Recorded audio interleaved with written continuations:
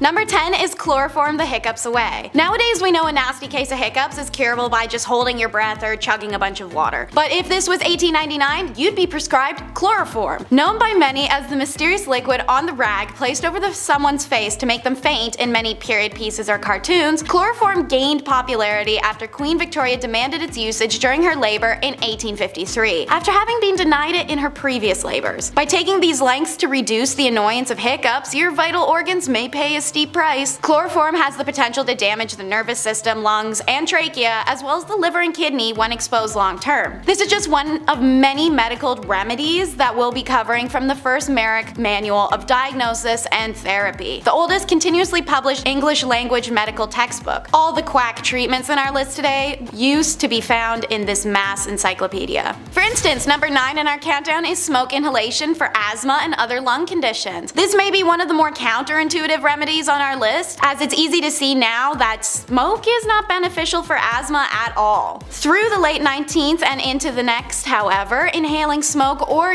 smoke, as well as stramonium, a hallucination-inducing nightshade, as well as lobelia, known for its sedative properties, were popular treatments for asthmatics. Asthma is caused when your airways can narrow or swell while producing excess mucus. Smoking, meanwhile, has been shown to eventually reduce the number of cilia, the lungs' filaments which help transport mucus into the lungs, which only leads to the worsening of asthma symptoms. This wasn't the only weird tobacco smoke belief, however. In 1872, an English newspaper talked of tobacco smoke enemas, which even reported that hundreds of lives might have been spared by the tobacco smoke enema. Okay.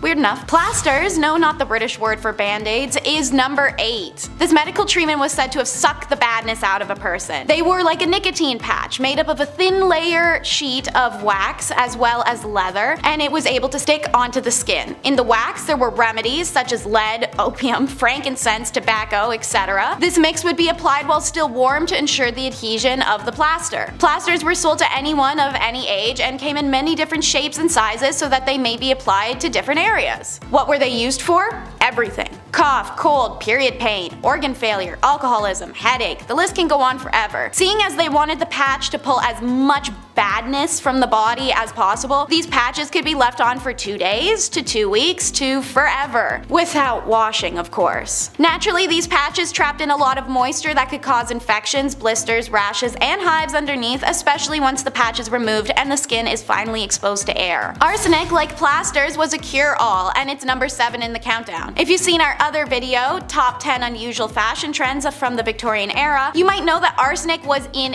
everything in the Victorian era. Makeup, wallpaper, dye. No exception was made in medicine either, as arsenic was prescribed for anything from anemia in Merrick's diagnosis manual to anthrax, cancer, reduced libido, syphilis, or even cholera. While it was most popular to consume arsenic, it could also be inhaled or injected. Being a byproduct of smelting, it's no wonder arsenic was everywhere during the Industrial Revolution, as there was an excess of it. So it was incredibly accessible and a household remedy. Since doctors already prescribed it to do so much, everyday people just start to use it to treat any common ailment. Unsurprisingly, many people suffered arsenic poisoning symptoms. The ailments are now referred to as Fowler's disease. Number 6 is all kinds of gross and questionable. The everlasting pill. When the Merck Manual was first published, part of the comprehensive treatment plan for an eruptive fever, which is a classification for diseases like scarlet fever, smallpox, and chickenpox, was actually laxatives. Castor oil was the main laxative choice for Victorians up until the debut of the everlasting pill, made up of a metal now known to be toxic called antimony, would be invented. Swallowing this would induce severe vomiting and diarrhea, thus giving the body what they thought to be a healthy cleanse, and their intention was to purge diseases from the body. It earned the name the everlasting pill, as the pill would pass through the gastric system mostly intact, meaning it could be retrieved and cleaned for future use. Seeing as the metal was greatly valuable at the time, it was quite common to keep it in the family and hand it down generation to generation. Imagine getting that in your granny's will. Watch out, it may shock ya. Number 5 is shock treatment. When profit can be made off of insecurity, unsavory business flourishes. Victorians honed in on the man's moral weaknesses as a cause for erectile dysfunction, and impotence was thought to be caused by either too much sex and masturbation or not enough. So doctors took a few shocking routes, literally, such as galvanic baths or bathtubs filled with electrodes, which were supposed to restore sexual desire desire in an advertised 6 sessions. For a more direct approach, a thin rod with running electric current could be placed up into a man's urethra.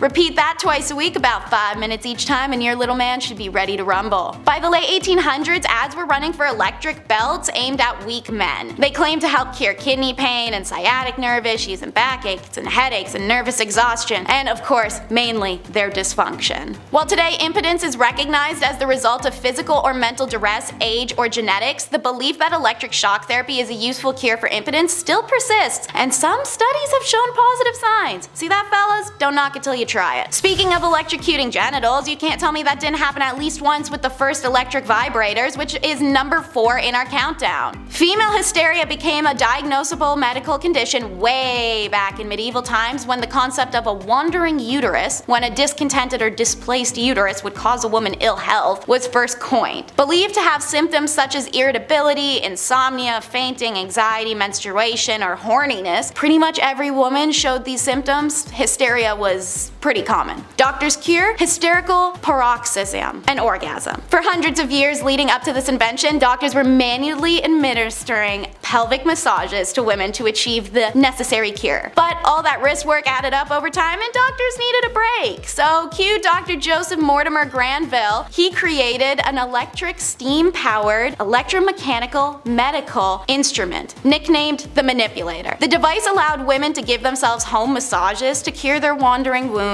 and giving doctors the well-deserved break they needed. A questionable cure for a very questionable diagnosis. Number 3 is not for the faint of heart. They loved leeches. It may be crazy to imagine, but between the late 1700s and well into the early 1900s, there was a booming leech trade all across Europe. Leeches were shipped from Germany to America by the tens of thousands. England even had to start importing them from France by the mid-1800s as their own leech stocks were not even enough to supply their own doctors. Francis Broussais believed that all diseases resulted from the excess buildup of blood and documented this belief in a medical journal that would subsequently cause leeches to become the go-to treatment in France and then later spread across Europe. This usage of leeches then became worldwide from there, and so obscene that the creatures started to go extinct. However, what these quacks didn't know is that bloodletting was very rarely beneficial to any conditions, and applying leeches often resulted in detrimental side effects such as blood loss, diarrhea, and vomiting, or those with poor immune systems could even be exposed to hazardous bacteria and infection, let alone death from hemorrhagic shock for literally anyone they did this to. Eventually, the excessive use of leeches meant that they became too expensive to ship, too scarce due to the overfarming to find, and medically obsolete in the face of new science that questioned the medical merits of bloodletting. Thank God. Number 2 doesn't allow you to touch where number 1 usually comes out. It's the masturbatory mental illness. Obviously, it's natural, normal, and well, fun, but the Victorian perspective of masturbation was nowhere near what it is today, as our old-timely friends saw it as a serious threat to mental and physical health, or even could kill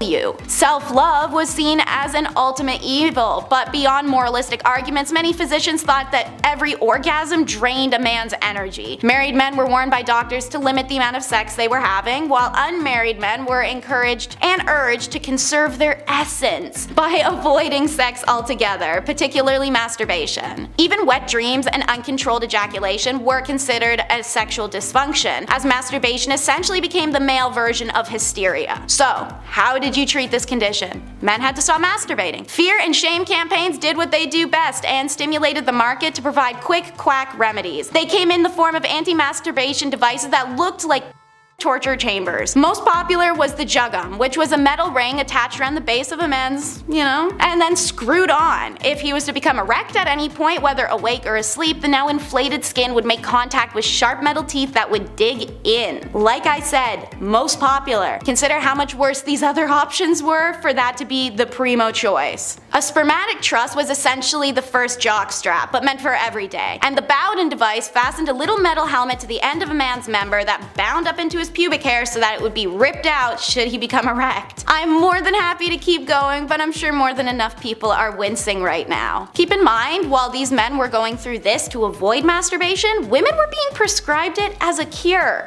Number 1 on our countdown may be a bit of a surprise. Surgery. How could surgery be a questionable treatment? Well, it itself isn't, but the men performing it and their hygiene towards surgery were. Most famous is Robert Liston. Said to be able to remove a leg in 30 seconds, he notoriously used his own mouth to hold scalpels, knives, and even once sucked the pus out of a woman's throat wound. According to medical historian Dr. Lindsay Fitzharris, surgeons never washed their instruments or their hands, and Victorian surgeons were known for wearing old surgery garments out of prowess, reportedly so stiff with old blood that they were nearly cardboard in appearance. Even the operating tables themselves were rarely washed down, and it was said a visitor to St. George's Hospital in London 1825 discovered mushrooms and maggots thriving in the damp, dirty sheets of a patient's bed. When asked why they hadn't complained, the patient assumed this to be the norm. And what about surgery in the moment? Well, the patients were conscious and undrugged as they were operated on, and surgeries needed to be fast as a result. 1 in 4 people died after their surgery, whether it was still on the operating table or from infections afterwards. But what about our buddy I mentioned, Dr. Liston? Only 1 in 10 of his patients died. This was because of his speed. "Time me, gentlemen, time me," he'd shout to the surgery spectators to put his legendary speed to the test. Sure, he did accidentally castrate somebody once because of his wild motions, but nobody's perfect. In fact, while he's remembered for being the first surgeon to use anesthesia, wash his knives, and invent a still used medical tool, he is the only surgeon to ever have a 300% death rate. I'd be remiss not to mention that during a leg amputation, his lightning speed reportedly cut off 3 fingers of the assistant who had been holding down the patient. Then, as he brought the knife back up, he slashed the coat of a spectator. The spectator reportedly died immediately of fright, likely a heart attack. Though the assistant and patient survived initially, like most who were treated in Victorian hospitals, they died not long after from infection, which was also just called hospitalism at the time because of how many people died that way. It's easy to say that going to a Victorian surgery or a hospital may have been as efficient as rubbing dirt into a wound. Number 10. Jack the Ripper. If we were to pick a poster boy for this list, well, it'd be him. Jack the Ripper was the alias given to the unknown criminal with sick tastes. During a period in the late 1800s, there was a string of cold-blooded de-lifings that affected London. Victorian London, to be specific. It got so bad that they were telling people not to go out at night in fear of the Ripper. Ooh, that does not sound good. His crimes were extremely graphic and violent and meant for a much more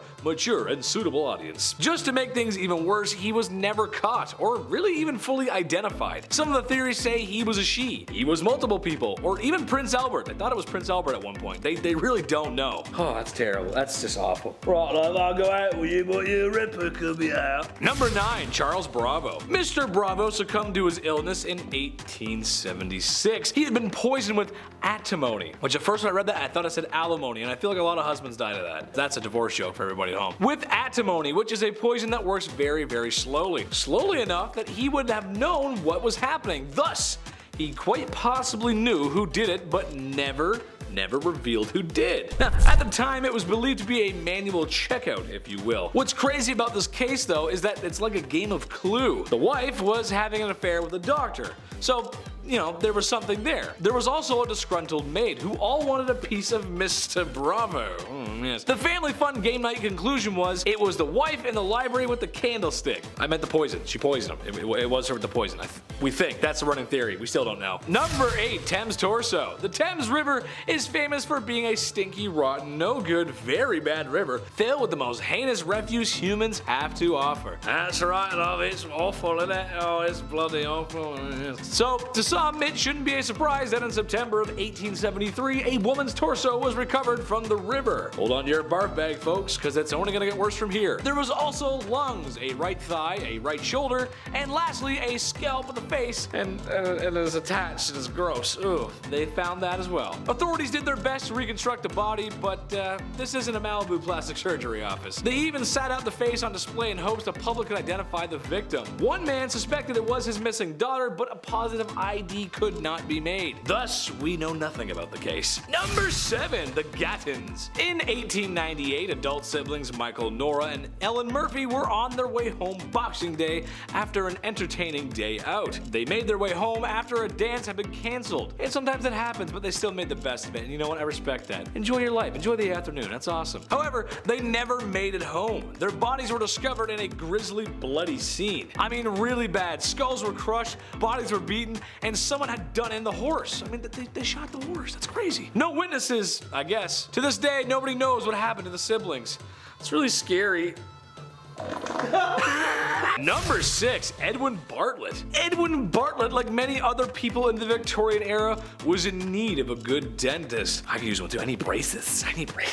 I'll be so cute with braces. A lack of dental hygiene made for many issues back then. So if you take away anything from this list today, folks, it's brush your teeth and go see your dentist. It's important. Well, he went to the dentist because his breath had been so bad he had to sleep in separate beds from his wife. He had so much buildup and gunk in there. It was that bad. Gross. For me, it's because I fart in my sleep, or at least so I'm told. That's what everyone says. I don't know. At the time, Mrs. Bartlett asked her husband to pick up a large portion of chloroform because that was legal back then. You just pick up some chloroform. Okay, sure. What a time to be alive. He later was found with chloroform in his system, a large amount.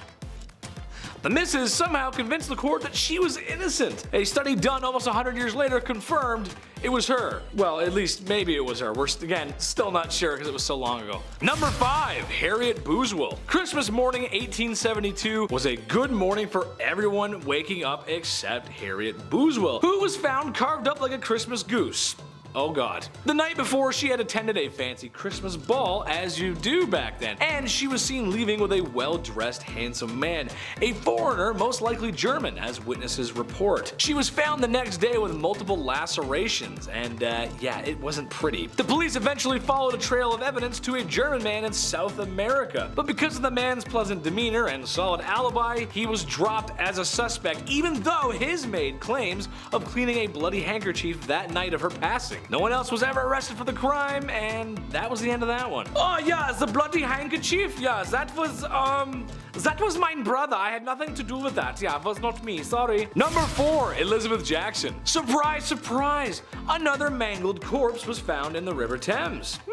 That's weird. This time, the lower half of a woman and legs. As the days went on, more and more parts were discovered, and after another bad glue and paste project, it was identified to be Elizabeth Jackson, a young woman who had left her home in shame of an unwedded pregnancy. Ooh, scandalous. Sadly, she ended up in River Thames, and no one is sure who did it at all. Some claim actually it was Jack the Ripper, and while it does make sense, experts don't all agree. Thus, it is another unsolved mystery. God, why is it happening so much back then? What the hell's going on? God. Number 3, Lizzie Borden. Lizzie Borden took an axe and gave her mother 40 whacks, and when she saw what she had done, she gave her father 41. That's a nice nurse. What a nice thing to say about a nice young lady. Maybe one of the most famous crimes ever, actually. In a nutshell, it looked like Lizzie had done it. It was a closed and shut case. It seemed like a pretty concrete open and shut case, but yet again, somehow, she got off free. She claimed that she was in the barn when it happened, and then she discovered the bodies. Now, most of the topics on this list are a whodunit, but I mean, for sure this one,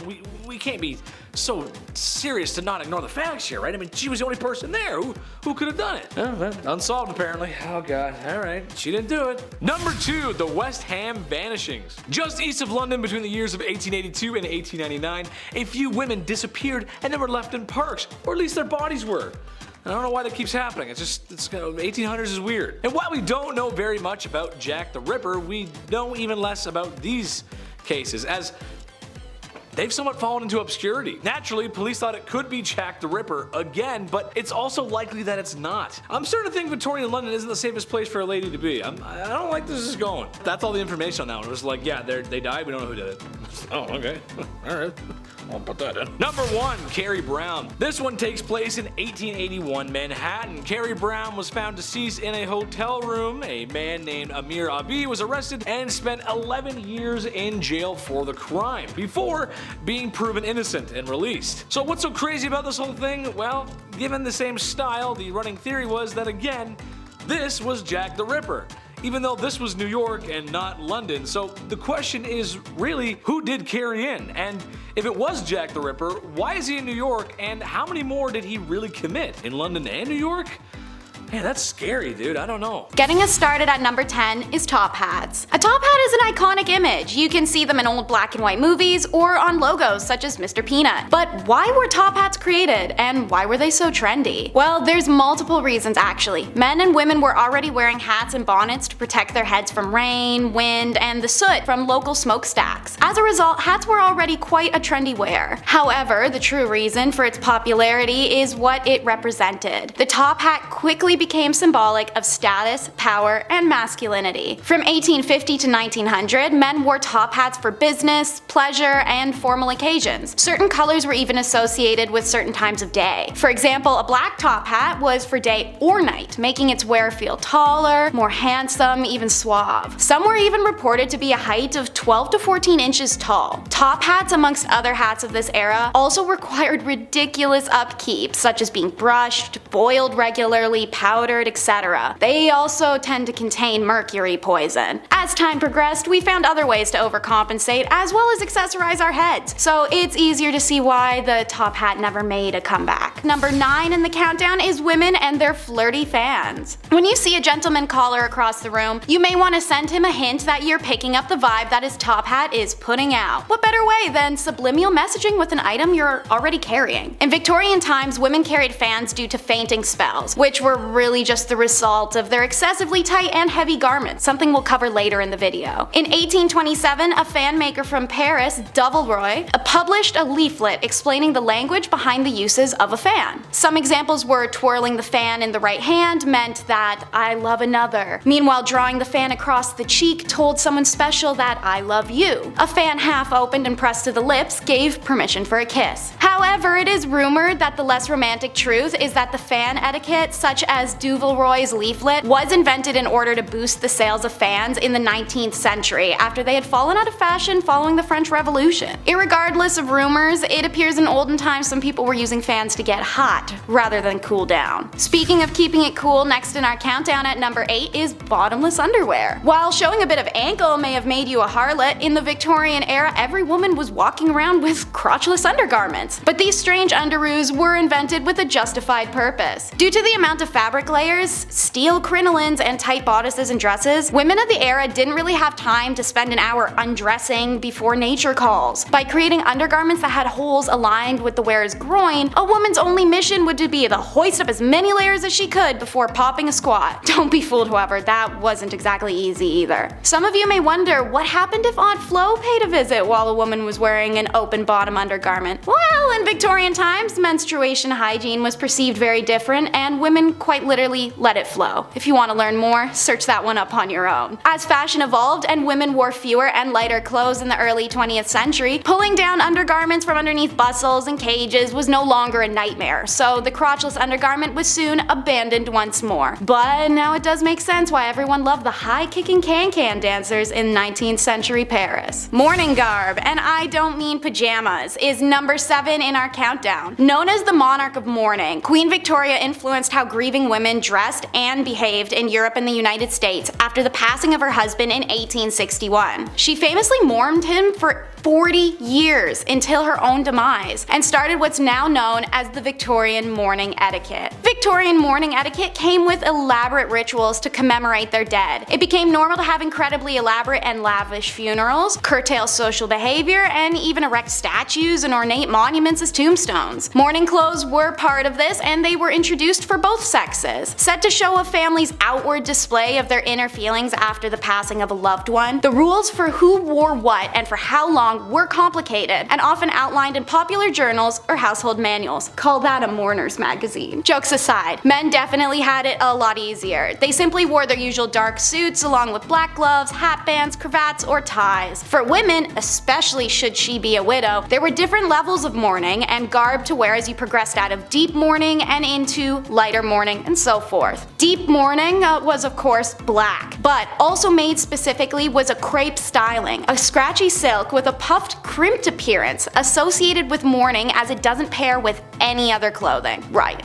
The mourner would eventually stop donning the crepe and then stop donning black. This was called slightening the mourning, before cloth colors eventually moved on to gray, mauve, then white, until the mourning period was considered complete. Number 6 in our countdown is the human hair wearers. Fun because it rhymes, but creepy for a whole slew of reasons. So, what do I mean by human hair wearers? Well, it was a tradition in Victorian era to don jewelry that had segments of human hair embossed, woven, or sealed into it. But for many Victorian people, the amount of hair involved in remembering loved ones went far beyond a little lock in a necklace. In stores and women's magazines, you could find patterns for wreaths made of hair and wire, often floral designs. Bracelets, brooches, earrings, and necklaces were also all very common. In its prime, human hair jewelry and decor was considered incredibly fashionable. It's even said that swapping locks of hair was a love token between women loving women or friends, the way that girls today might wear friendship bracelets with each other. I guess if you need a trim and you were already late on a birthday gift, you could really just kill two birds with one stone. Number 5 in the countdown is all about buggy dresses. The wealthy Victorians were very into the grandeur, looking to feed a fascination with culture especially. Beetle wing embroidery was at a peak of fame in the 18th century India, and was quickly appropriated by English visitors while military occupied the country from 1858 to 1947. Elytra, which is the hard casing over a beetle's wing, first appeared on dresses and experienced their first burst of popularity in England by the 1820s, though English women in India had likely been donning it since at least the 1780s. Material used was often white or other pale colors to help augment the reflective green tones of the beetle wing. This visual was made possible when elytra was paired with zardozi, a gold embroidery style often done on colored cottons or silks. Victorians at least didn't appropriate everything about the art form. They made patterns and styles of their own for the dresses. Elytra was sewn onto the gowns in an imitation of live beetle patterns, a reflection of Victorian interest in naturalism and zoology. Not sure why anyone wants to look like they have live bugs crawling on them, but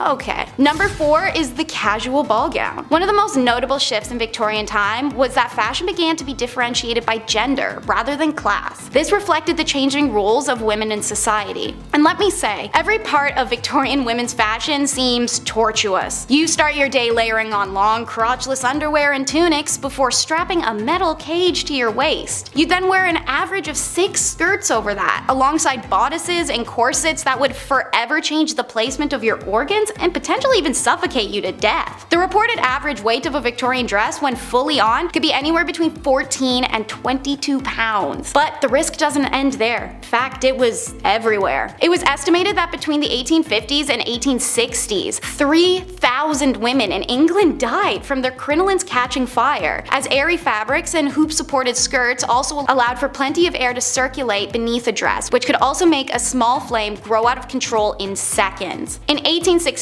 the New York Times reported that 40,000 women worldwide perished from dress-related fires. Another common occurrence was to see them pulled into machinery after walking too close and having some of the skirts catch in exposed parts. Yikes. It's no wonder that the large ball gown crinolines phased out in the late 1800s, but then bustles came in and they were worse in different ways. While more practical as it was slim on the sides and the front, it required women to sacrifice movement and comfort in order to achieve a fashionable shape like the corset did. They began to alter women's spines, ribs, and organs over time, as they required women to twist their bodies completely in order to be able to sit down. Overall, while movies and TV may make these beautiful gowns seem whimsical and ethereal, they truly were just death traps. Number 3 in the countdown is bird-brained. I enjoy my puns, but there's a reason for that one. This trend was started by the notorious Marie Antoinette, a rebel in the French courts for her outlandish fashion and accessories. Amongst her pile of powdered curls, Marie was often seen with feathered caps and bonnets. While this look became an envy for women across America and Europe, the trend did struggle to take off initially, as much of the aristocracy was perturbed by it. However, a trend is a trend, and eventually the English society was persuaded. They donned mainly ostrich, pheasant, or peacock feathers at first. Eventually entire songbirds were stuffed after their death and adorned these hats. By the late 1800s, the plume trade had decimated several species of birds, including flamingos, birds of paradise, and rosy spoonbirds. Topping the endangered list were the snowy and great egrets, as at one point their pure white feathers were worth more than gold. Promoters of the feather trade knew what they were doing and also knew that the public didn't understand the carnage that their fashion Borden was sieging on these animals. They held that wearing feathers and whole birds brought city dwellers closer to nature, that it improved people's awareness and knowledge of bird species. Thankfully, it's due to the inevitable public awareness and then disapproval that bird hat sales diminished and went out of trend altogether. Number 2 slot in the countdown is Paris green. It seemed Parisian aristocracy had a chokehold on the globe with their trends. It's believed Empress Eugenie was to have worn a dress so stunning at the Paris Opera one evening in 1864 that it was featured in newspapers globally the next day. It was a deep yet vibrant green, one rumored to almost glow in darkness. The green of Paris quickly became the hue of the social elite. So, how was Paris green made, and why was it so dangerous? The color was discovered when chemists combined copper and arsenic poison. The result was a dye brighter than all the other greens available on the market. Copper wasn't what gave this color its iconic nickname, however. Arsenic is a highly hazardous substance that causes skin sores, vomiting, diarrhea, and in some circumstances cancers or death, as we know now. But they didn't. When factory workers' arms and hands began to wilt away from sores and decay that could only be connected to the dye, French and German governments enacted legislation prohibiting the production of arsenic-based pigments. It's the right thing to do. Meanwhile, the British government mainly ignored them, even when Matilda Schrewer famously died of arsenic poisoning with the whites of her eyes stained green from her working in factories. This was deemed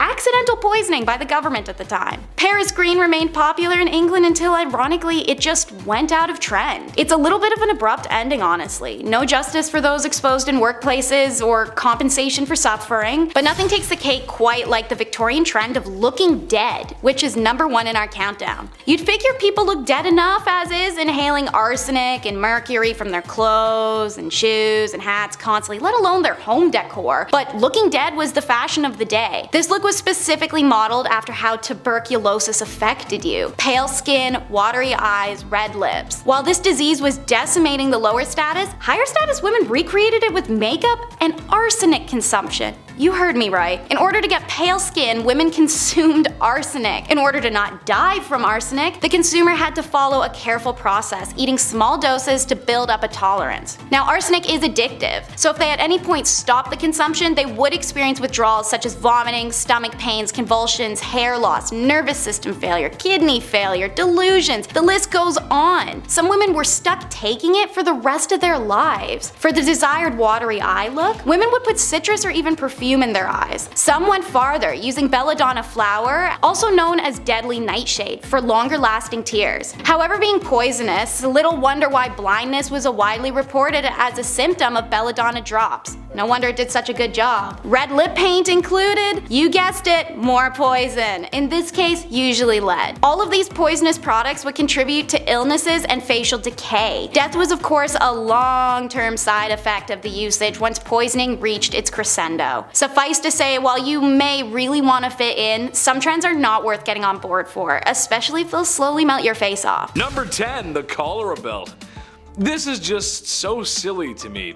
While the Victorian era seems like a long time ago, it's really only like 3 to 4 people ago. So yeah, your grandparents or maybe even your great-grandparents could have experienced a life like this. As we all know, disease was rampant back then, and thank God we're a little less gross now, am I right? Well, cholera was quite the tummy bug going around back then, causing upset stomach, indigestion, and the Oregon Trail's favorite, diarrhea. Ooh, no thanks. So the people of Victorian times came up with something that, well, wasn't only functional, but fashionable too. Very nice. The cholera belt was a piece of red fabric that was to be wrapped around the belly to keep you warm. That's because people thought having a cold belly caused cholera. Because yeah, that's what gives you cholera. Yeah, for sure. Yeah. That's what does it. It's not. It's a sickness. It's a virus. Number 9. Shields Arsenic Green. For some reason, green was all the rage back in Victorian times. I'm not sure why. I'm personally not a fan of green, but except for the green screen. We love that. I know you guys can't see that, but I love the green screen. When I was a paint mixer, sometimes people would bring up the wildest colors for me to mix, and they weren't for art projects. They were for walls.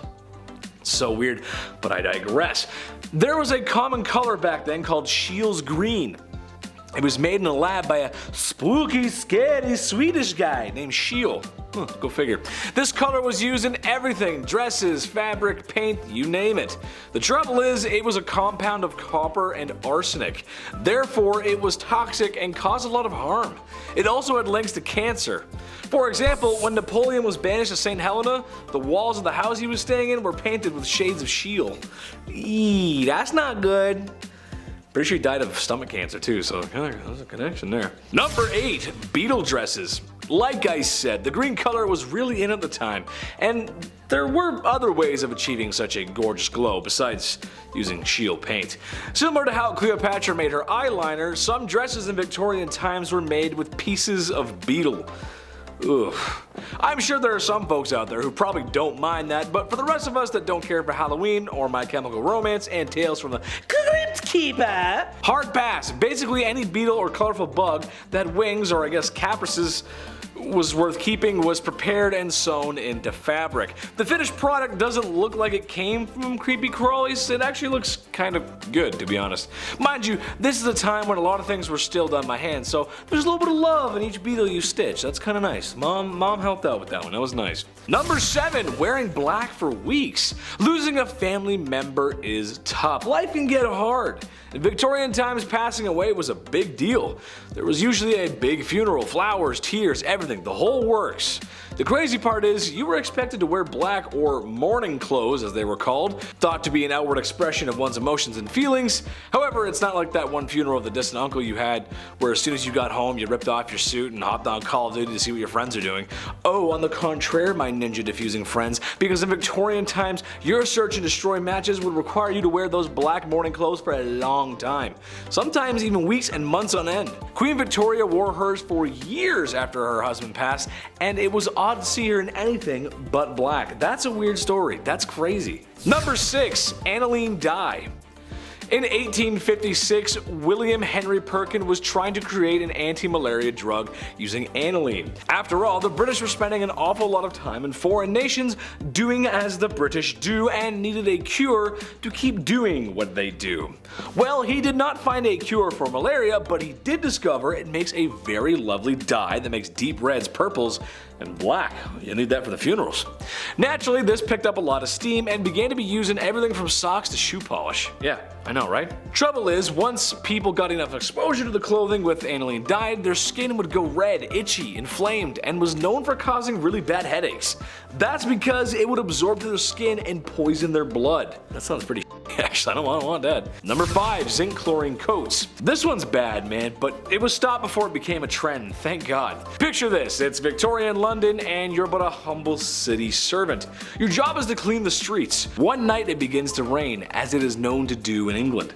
I hear it rains there a lot, I don't know. And the city provides these humble men with coats that have a zinc chloride layer in the fabric. It was supposed to protect against rain and wetness and whatnot. A lot of chemistry in this video, but some might already guess that this was a bad idea. Zinc chloride is not only corrosive, but water soluble. So, after a shift in the rain, a lot of these men came back with really nasty chemical burns.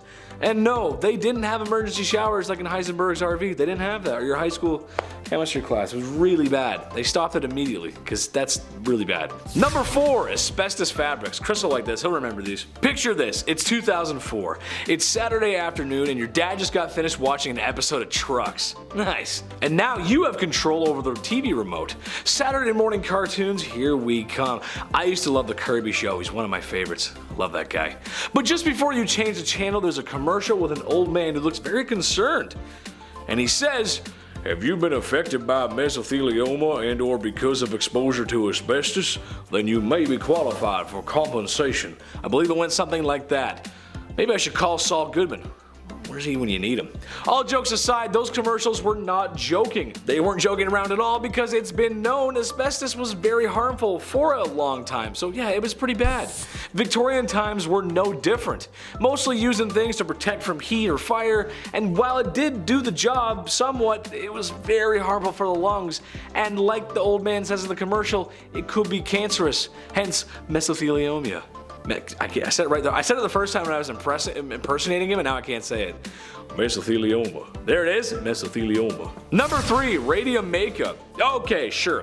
I'll give you that radiation and radioactive materials were pretty much being discovered and barely understood for the time. Okay, sure, it was new.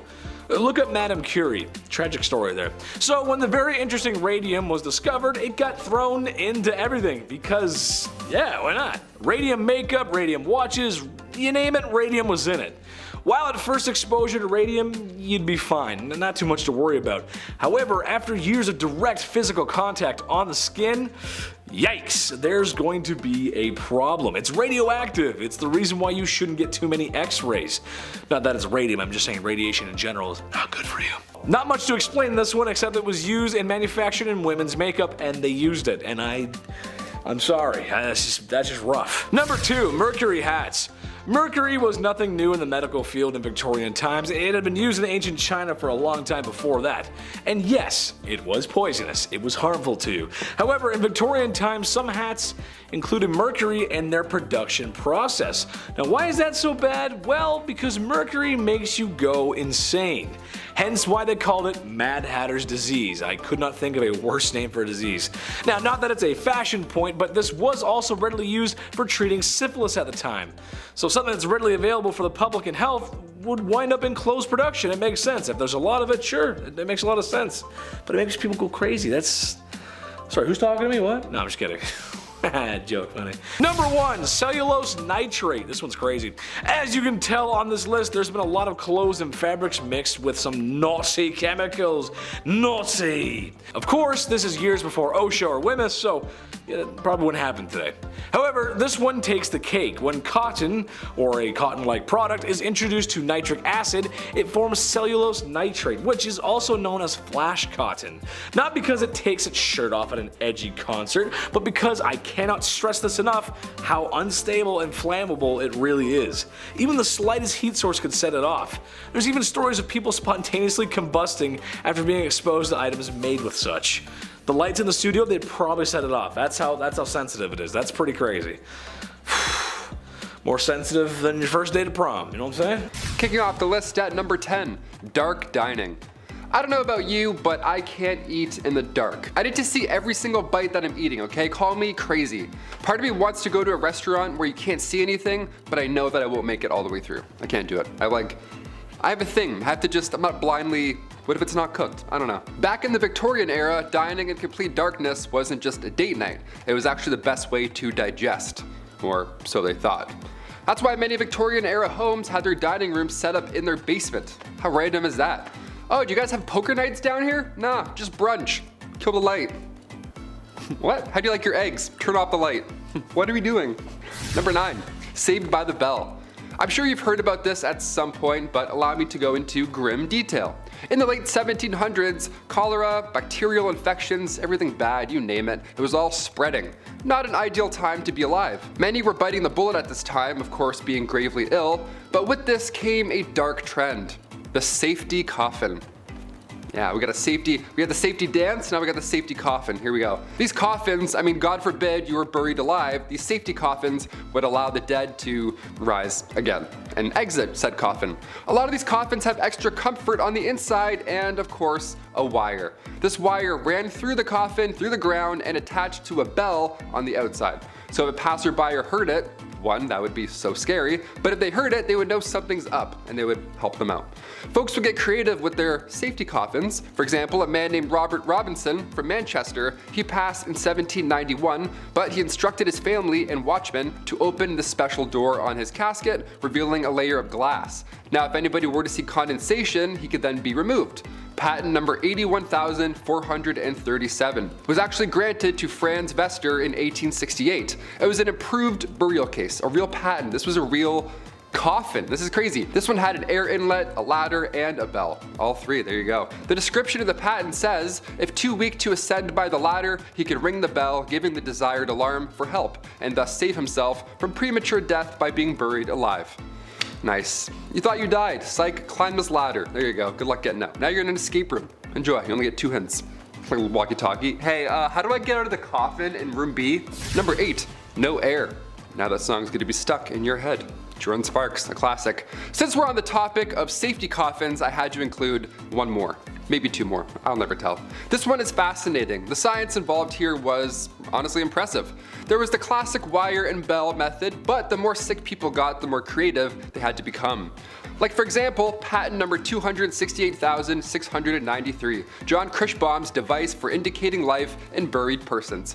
Yeah, an 1882 classic, we love this. We got the iPod Nano, they got the device O Life. Nice. Upon first glance, you may think this is some type of medieval punishment, whatever, but really this device detects movement whilst providing much needed air. Now you obviously can't have a hole in the ground or else rats will make your real demise much worse than suffocating, right? So John's device here, as per the disclosure details, is that if the person buried should come to life, a motion of his hands will turn the branches of the T-shaped pipe upon or near which his hands are placed. A marked scale on the side of the top indicates movement of the T, and air will then passively come down the pipe. Once sufficient time has passed to assure the person is dead, the device can be removed. Yeah, imagine waking up with this in your hands. I wouldn't be calm enough to turn it and then breathe in a passive amount of air. No way, there's nothing passive about waking up in a coffin. Number 7, bad hair day. Okay, you want it messed up? Let's do messed up. Hope you're not eating any food right now, especially not eating in the dark. 2 red flags. Okay, the Liverpool Daily Post back in 1869 had readers invested on this fateful day. Right on the cover it read, a 30-year-old passed away in the village of Lincolnshire. Now at the time, that's not far off from average life expectancy in the 1800s. But this case was odd. Everyone wanted to read about this. This case was noteworthy. It was important that folks understood what took this young lady's life. Doctors asked the family if they can carry out a post-mortem, and lo and behold, they found a 2-pound solid chunk of hair sitting in her stomach. 2 pounds. Ugh, that's what happened. That's how she met her fate. That's horrible. This ball of hair caused an ulceration of the stomach and ultimately caused her death. The woman's sister did note that over the last dozen years or so, she had casually been eating her own hair. So at this time I say, if you know anybody eating hair, send them this link. It's not a good idea. Cut that out. Stop doing that. Number 6, the Great Famine. Weird time to talk about a famine after the hair incident, but okay, here we go. Back in 1845, a potato crop that a lot of the Irish population relied on was no longer available. This was huge. This is bad history right here. A group of microorganisms wiped them all out, and in result, around 1 million folks died or had to leave. It was draconian law at this point and British ruling that made the exported food hard to reach people. This famine led to Irish independence and anti-union movements. Historical, definitely. Messed up? Absolutely. Number 5, Queen Victoria's name change. Every year on May 24, we set off fireworks, then we have way too many hot dogs. It's the best. We call it Victoria Day, right? It's for sure called Victoria Day, right? Well, back in 1819, Victoria was christened in an almost private ceremony. It was small, obviously. Victoria's uncle only let a few people attend. Like I mentioned in part 1, she had an isolated childhood with the whole Kensington system. That was no way to live. But even the day she was christened, trouble awaited. Her name was Alexandrina Victoria, and at the time, the name Victoria was not regal. It was of French origin, almost an odd name to have at the time, so she was immediately advised to change her name to something more traditional. But as our calendars can definitely confirm, she said, nope, I'm good. Victoria Day. Yeah, it's definitely Victoria Day. Number 4, tattoos. I only have the 1 tattoo, but I've always wanted more. Just not so good with needles, you know? I got my eyebrow pierced and I fainted. It's a fun fact, that's why I have a little scar there. Not great with needles. Some of the designs are so beautiful on tattoos, the amount of pain you all sit through, I'm impressed, honestly, mad respect. The tattoo craze really took off once Queen Victoria's son, the Prince of Wales, he went and visited Jerusalem. And of course he saw copious amounts of body art and was inspired.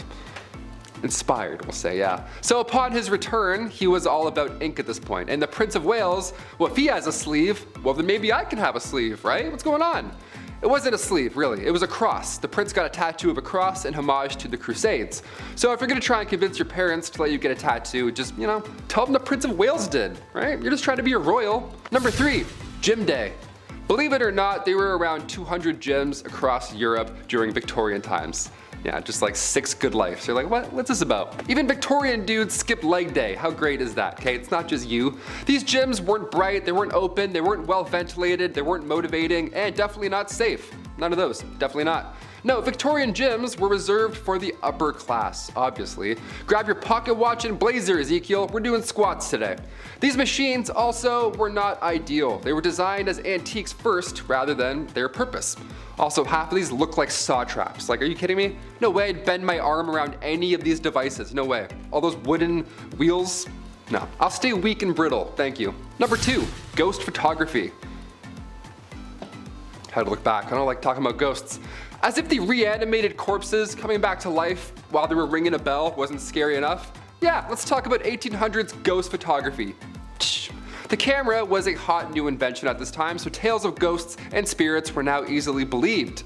Yeah, obviously, when you have a photo of a see-through woman, you're like, that's pretty terrifying.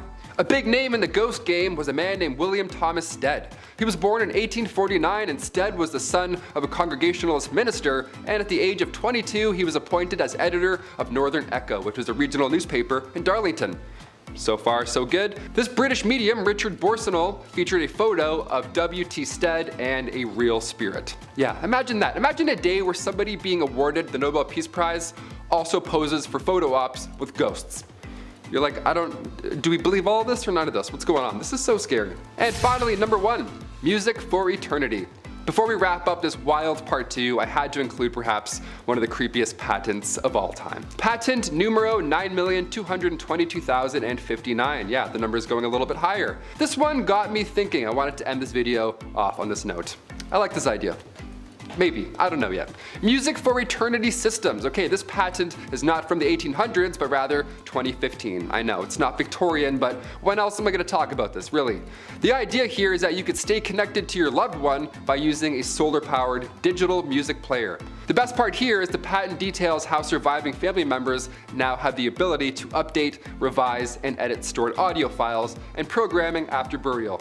Yeah, next Rihanna album, no problem, I got you. There's a speaker in the casket and there's a headphone jack on the tombstone, so we can listen together. And then we can decide if we hate the album. That's creepy. I wouldn't do this. Would you want this? Sound off below if you'd want, big shiny tunes playing for eternity after you die. I would do the Titanic theme song. Just make everyone so sad all the time. Number 10, the hobble skirt. This is a bad idea written all over it. The hobble skirt, also jokingly called the speed limit skirt, was a dress with a very tight hem, making the poor lass who's wearing its movement, well, not having much of it. Can't have the wife running off from her home now, even if that, that meant the home was not a good place and men acted really bad back then. But no, you can't have her running away. Apparently though, some were so tight that it caused women to fall, and in some extreme cases, I can't believe this, those falls were fatal. What? Number 9, muslin dresses.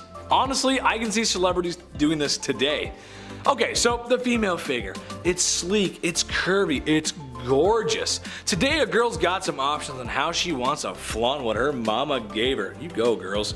But back then, well, not so much. Except for the muslin dress, apparently, which I find strange at the time, since seeing a woman's ankle could give a guy a stiff neck for hours, if you catch my drift. Essentially, this was a dress that you had to wet first, like a gentle misting, if you will. Yeah, weird, right? And then you'd wear it out.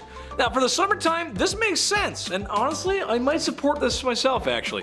See the curves, stay cool. However, some stories tell us of women who wore this during cooler weather and then got sick. Fashion over function, ladies. Be careful. That's a silly one. Oh, 40 below, I better wear my muslin dress. Yes, I'm just gonna walk out. Number 8, ladies wear. Okay, this is a general one, but ladies' dresses and wear in general was just ridiculous. I mean those big poofy dresses, it just seems like ladies had it rough. When have they not?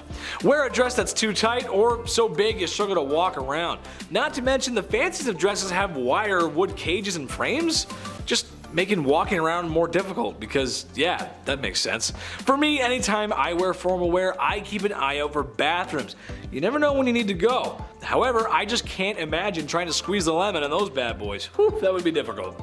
To make matters worse, there are stories of women wearing just regular big poopy dresses and then getting in accidents at factories. And yes, it was gruesome. And yes, they didn't make it out. And no, there's no movies about it. Stop asking. Number 7, pestilence fabrics.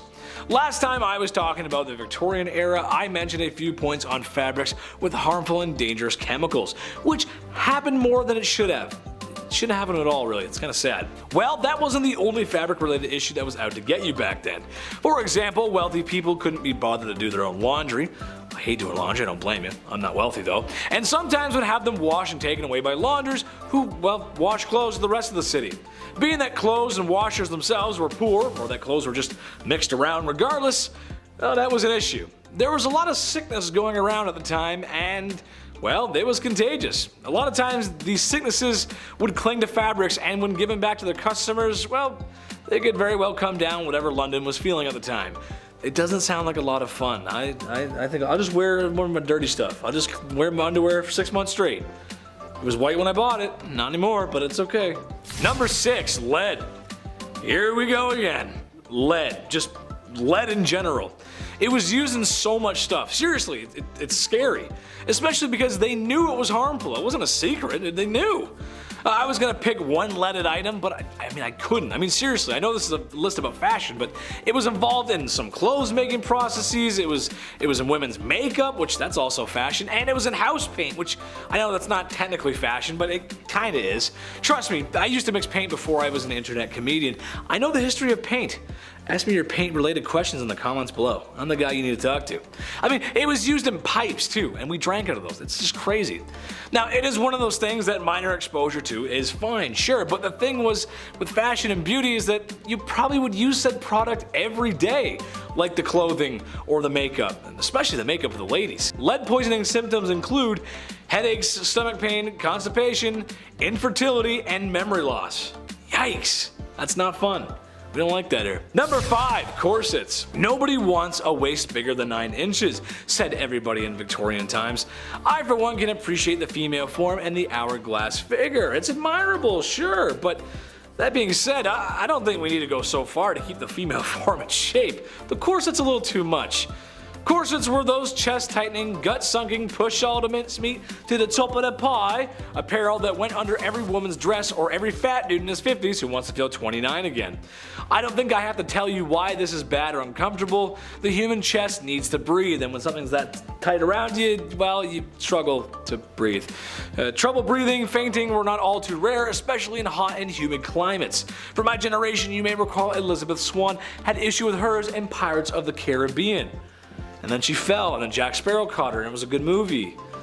But the corsets, I can't get behind them. Number 4, foot binding.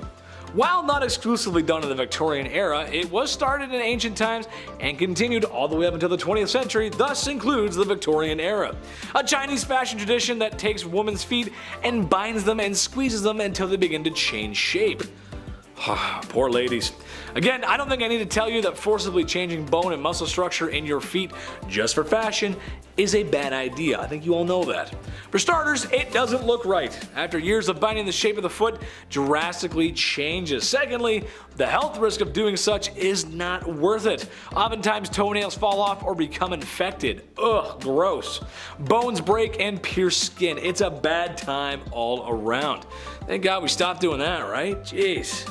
Oh, thanks. Number 3, lard wigs. Wigs have been around for a long time. If you're a fancy politician from Washington, you wear a powdered wig, singing Yankee Doodle Dandy all the way to the Capitol building. Balding men, women, or really anyone can wear a wig. It's really for everyone. What I'm getting at is it's been around for a long time and we've come a long way. Given enough time and asked to tell the difference, I probably couldn't. I really couldn't point out a wig if you showed me. So we're getting really good at it these days. That being said, in the Victorian times, wigs were quite common and were fashioned with a peculiar substance. Lard, yes. Imagine every day of the week without proper baths or showers and living in close proximity to the Thames River. And you take a handful of pig lard and just slather that in your wig to style it. Put a gross sound effect in there, just gross sound, ugh. Do you imagine the smell? This is the most offensive hair crime since frosted tips in the early 2000s. Those were a big mistake too, I gotta say. I had them, but there's only one man who can pull that off. And he's in Flavortown, you know what I'm talking about. Number 2, German helmets. 1914 was the end of the Victorian era and the beginning of the modern era. It's actually a very fascinating time. It's kind of like modern meeting the past. Really cool. Well, fashion just doesn't mean civilian. Anyone who's ever spent time in the Marine Corps knows that they gotta look their best. What, Marines? The Empire of Germany was no different in 1914, and a lot of German soldiers wore helmets with an ornamental spike, like a Koopa from Super Mario. I know you guys have seen the movies, you've seen them. Except the main issue here wasn't an overweight Italian plumbers jumping on their heads, but the war and the enemy itself. World War I was fought in a lot of trenches, so it's kind of awkward when you can see a bunch of little spikes moving up and around the enemy's trench. It's also kind of dangerous to have an extra piece on your helmet, as you can get caught in weird places like barbed wire, and yes, if you're wondering, sometimes they were used in the absence of a good melee tool. Yeah, you'd be correct, sometimes they did. You gotta do what you gotta do. Oh, brutal. Number 1, French uniforms. More World War I, but it's still Victorian. It counts, I promise. While the spiked helmets were a very bad idea, they were shortly phased out. They learned their lesson. However, the French stood up and said, no, I have a worse idea. Also, shout out to France. You guys get a bad rap for the war, but it's really your war. You guys rocked it, man. You guys are the best. Love France. Anyway, the French uniforms were a little bit of a mistake. In a classic case of fashion over function, kind of the theme of this list, they wore very bright and blue-red uniforms. Now, I don't know if you've noticed, but bright blue doesn't exactly blend into an environment, thus it made French soldiers a very easy target. Everything's like gray, black, and brown, and you're just wearing bright blue and red pants? Yeah, you're not gonna make it far, Chief. Number 10 on the countdown is the cat's meat man or woman. We all know that the Egyptians worshipped cats, as many cultures do. But did you know that the cat overpopulation in the 1800s London area created a job called cat meat sellers? Always one of the most popular street sellers of the 1800s. If you think they sold cat meat, you're entirely wrong. Don't worry. These vendors were actually selling meat to cats themselves. Primarily horse, it was said that 26,000 horses that were maimed or past their workability were slaughtered a year. For London's reportedly 300,000 street cats that were existing in the 1860s. When the cat's meat seller appeared, feline owners were encouraged by their cat's mewing to bestow upon their favorite pet a delectable treat for a mere half penny. You may be wondering how this could be one of the worst jobs to have. Well, pushing around a hot stinking cart of horse meat has its cons, such as disease and rot. Depending on where you sold, you could be making a fortune, or you could be barely scraping by. The hungry and homeless would often follow, harass, and sometimes burglarize cat meat sellers for meat or money. Also, their stalking behavior did scare off clientele or drew more complaints from the commoners. Personally, I couldn't think of something cuter than a little trolley going around town delivering food to kittens. Prepare to go downhill, however, because this next job is a lot less lighthearted than cat meat delivery. At number 9 in our countdown is the resurrectionists. Money was tight for many, as I had mentioned, but how low are you willing to go as a person to get what you need? Well, if you're willing to dig up somebody's grandma, it could put hundreds in your coin purse. In the early 19th century, the only cadavers available to medical schools and anatomists were that of executed criminals. It was also mandatory for medical students to do an autopsy to graduate, and they had to source their own body. This demand for bodies was often unmet, resulting in medical schools and their students offering extreme amounts of money for the delivery of a fresh body. Thus, resurrectionists are born. Sneaking into cemeteries at night, they would prowl around for a fresh grave site and then dig up the recently deceased. However, bodies could only be sold if they were within a certain time period of freshness, and as grave robbing became more common, many family members of the recently deceased would take turns standing guard for nights in a row to ensure that the body lay undisturbed until it was considered unsalvageable for cash. In 1832, the Anatomy Act was imposed due to the actions of William Burke and William Hare, who are believed to have murdered 16 people between 1827 and 1828, just 1 year, all to sell to the University of Edinburgh. This act did give doctors and anatomists greater access to cadavers and allowed people to leave their bodies to medical science, overall helping end the resurrectionists era. While sourcing the dead may make for a fat paycheck, I think this is a profession nobody should attempt to resurrect. Speaking of the dead, have you ever considered eating off their lap? Okay, well, not quite literally off their lap, but number 8 on the countdown is sin eaters. Sin eating is a job that really only affects you if you have a discomfort with death or religious/spiritual. It was believed that when someone religious was to die after a life led of sins, such as gluttony, lust, pride, or crimes and cruelty towards others, their family would sometimes feel that the only way to guarantee their loved ones access to heaven is through someone living taking on the weight of their sins. While the act is against the church's wishes, sin eaters go back as far as the 17th century. Depending on the family or the deceased, the meal served may be specific, but traditionally it was just a piece of bread. Placed on the chest of the laid out body, it was believed to supposedly suck up the sins of the dead, clearing them for a passage to heaven. Once the sins had been captured in the bread, the sin eater would would sit on a stool facing the door and eat the bread before washing the bread down with a bowl of ale. Because he was a man who would willingly take on the sins of other people, he was often solitary in the community. However, sin eaters fetched a pretty fair price for the act. I mean, if it is true that you're taking on someone else's bad karma, you'd at least want to be compensated for that, right? Sin eating remained popular in England and Wales all the way to the turn of the 20th century, when England's last sin eater, Richard Munslow, died in Rattling Hope in 1906. Like sin eaters, our next job was one of public scrutiny and rejection. Number 7 is mudlarking. Victorian mudlarks are the original foragers of the foreshore. They would be scavenging for anything on exposed riverbed which they could sell in order to survive. This was the last-ditch resort. People would hike up trousers and wade their feet around in sludge, feeling with toes as well as fingers for items that may be lost or discarded in the mud. All ages participated in this activity. However, it was usually those who were the most affected by poverty that were taking part. As a result, those seen mudlarking were considered shameful and the lowest of society. River Thames was the most famous for mudlarking in the Victorian era, as it was a renowned dumping ground that saw endless amounts of product travel through it. It was also a highly impoverished area, which made the desperation to make money all the more grand, filling their water banks with the poor. Mudlarking actually isn't out of practice nowadays, but it has changed significantly. Nowadays it can be a fun group or solo activity that on occasion does require a permit. You can join mudlarking groups or do tours while traveling. It seems that sifting through garbage was an unfortunate trend in the Victorian era, as toshers make number 6 in our countdown. Toshers, a fun word to say, the job, not so much. Unlike mudlarking, which was in the riverbeds, these workers went underground for their winnings. The Victorian era saw the development of sewer systems, and the poor saw opportunity in them. Toshers descended into the sewers to sift through raw sewage and find any valuable that may have fallen down the drains. It was extremely dangerous work, as noxious gas fumes formed deadly airless pockets, and since sewers were newer, the tunnels frequently crumbled from inefficient building. There were swarms of rats that had little fear of humans, and at any moment the sluices might just open for a fresh wave of filthy water and feces to come crashing through. After 1840, it did become illegal to enter the sewers without permission. Rather than abandon the trade, toshers began working late at night or early in the morning to avoid detection. It may have been a stinky job, but it was also one of the most profitable on our list today. I guess you'd go nose blind after a little bit.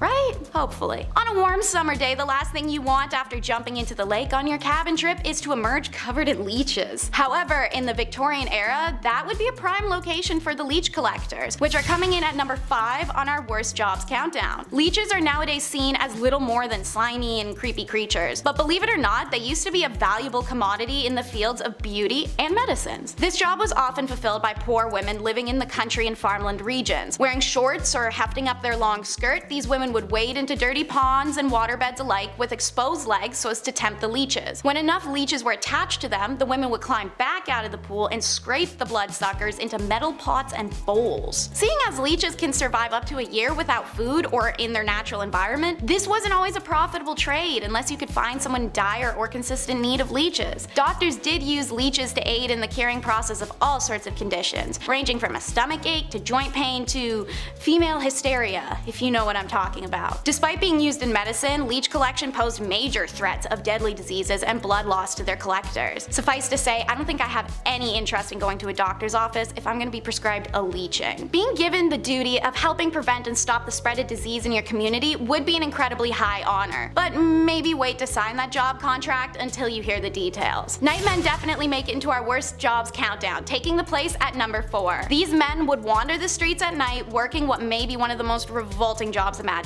collecting human feces off the street for proper disposal. They would dig up the feces from chamber pots, street wells, ditches, sewer holes, you name it. By the time the sun would begin to rise, the carts would be full of the city's excrement, which would then be carried off and reused as fertilizers for the crop that they later consumed. Yummy. Part of being one of the only people up at night means you're a valuable set of eyes. There are reports of nightmen catching burglars or SA in the act, or being called to bloody scenes by members of the public to provide alibis. There's also hundreds of cases where nightmen are the ones to find bodies of those who had met their ends out on the street. After long, solitary nights of collecting feces and seeing these crimes unfold, a nightman would collect his 23 shillings, which is $75 today, at the end of the week, and go home to rest before starting it all over again. Since we're already discussing dung, let's get this next one out of the way because it somehow may genuinely be a little bit worse than the last. At number 3, this is the pure finders. Please do not be deceived by the name because this job is anything but pure. In the Victorian era, tanners, who are leather workers, would use dog dung in their practice. Referred to as pure for how it purified the leather and ensured its soft flexibility, dog dung became a hot commodity due to the Victorian demand for leather. Leather was being used for just about anything as it was the hottest trend of this era. It was also being used for things like tack for horses and the necessary creation of shoes and books. To meet demands, tanners needed more dog dung, and so pure finding became a career. These finders would go deep into the cities and their sewers, trying to find where stray dog packs amassed so they could score the biggest load. Whenever dung was found, it'd be retrieved and placed into a covered bucket that would later be sold to a tanner. To make it a little worse for you guys, only some collectors wore a glove to protect their dung handling hand. But others considered it harder to keep a glove clean than a hand, and they opted out of the protection altogether. Yeah, think about that one. I feel like if this next job didn't exist, then maybe we wouldn't have needed the cat meat sellers from our first point in the countdown. Considered one of the most disease-riddled jobs of the Victorian era, it's rat catchers coming in second on our list today. The government was smart. It knew its people were suffering and that many were starving and struggling to make ends meet. So they issued a statement willing to pay people to deal with the rat infestations. Every rat would earn people a little extra cash. If someone could catch more than 5,000 rats in a year, they'd earn special privileges. While 5,000 sounds like it would be a lot, it's essentially 13 per day, and it only takes 21 to 23 days for a rat to give birth to its litter. I think you can do the math. It's said that the government's encouragement of rat catching in this time was the stepping stones towards more plague and diseases to come, as desperate poverty-driven people made poor attempts to catch these rats and caught the illnesses from them. Others cheated the rules. Some people actually intentionally bred rat colonies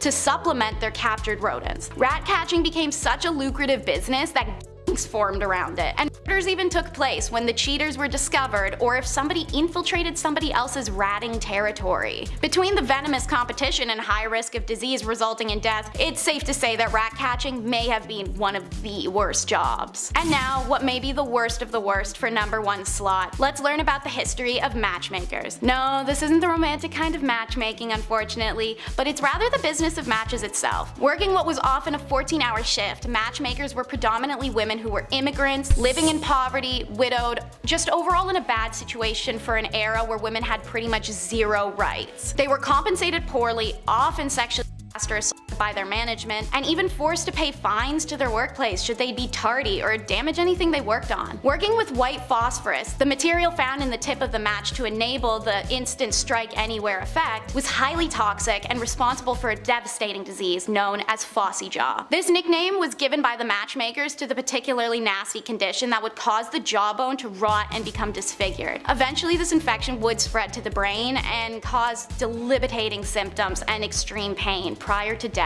Should the jawbone be removed in time, some women were able to survive longer with the condition, but nothing was guaranteed once phossy jaw had set in. Famously, an article written by a matchstick girl named Annie Besant exposed the conditions of matchstick companies in London. Infuriated, the factory owners fired her and attempted to force signatures of their other staff, stating that they were happy with their working lives. Refusing to do so, by the end of the day, 1,400 women had gone out on strike. Their demands were eventually met, but only 20 years later. It wasn't until 1906 that white phosphorus was made illegal in the use of matchsticks in the UK. The matchstick girls were a revolutionary step towards the deliverance of women's right and autonomy, a journey that we're still on today.